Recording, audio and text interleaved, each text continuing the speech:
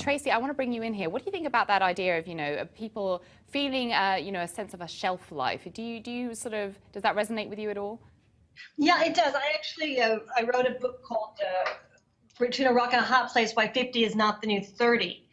And I feel that people really do think, people say, oh, you don't look 50, or you don't act 50, or you don't act 60. And I think that's this, collective mindset that once you reach a certain point, they put you on the old shelf.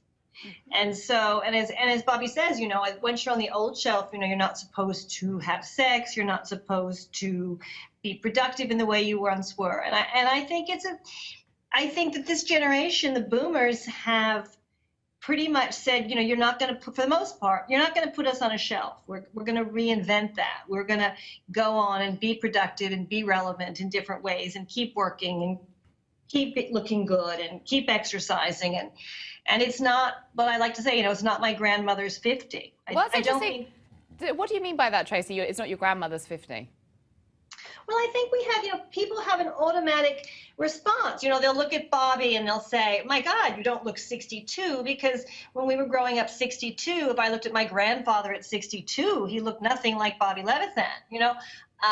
My grandmother, I'll be 56 soon, looked nothing like me at 56. And I think that we have this sense of our grandparents aging, what they looked like, what their lives looked like. And that's not what it's like today. Joan, what do you think about that? This idea of it's not, I'm not my grandmother's 50, I'm not my grandmother's 60. What do you think about that?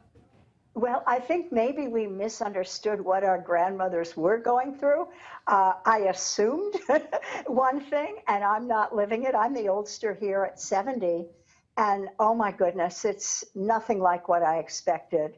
I never could have imagined the full life, the full physical activity, the full mental activity, sexual activity that is possible to experience at this age. Who knew?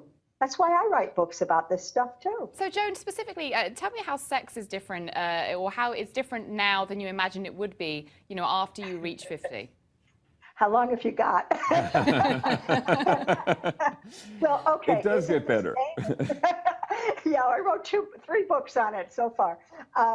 Is it the same as sex when we were 20? No, not whatsoever. We don't have that same biological urge. The hormones are not driving our sexuality. So that's not a bad thing, because what is driving our sexuality is something totally different. It's the desire for pleasure, for bonding, for intimacy, for excitement, for arousal, there's so many great reasons to have sex that have nothing to do with how much estrogen or testosterone our bodies are giving us. That's a good point, Joan. Actually, I want to read another excerpt from your book, Robert, where you say, this is my age. I ride a Segway. I enjoyed sex.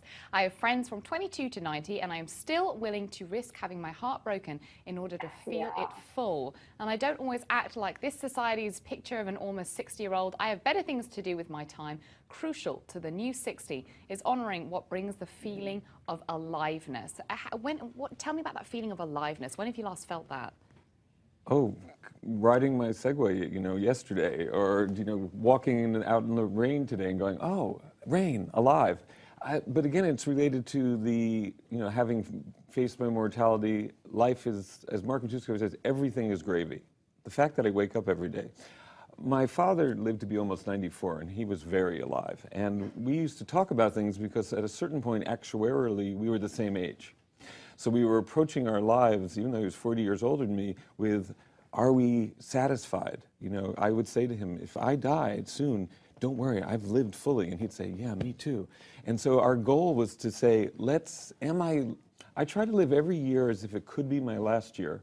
And now I add in the factor that I might also live to be 90.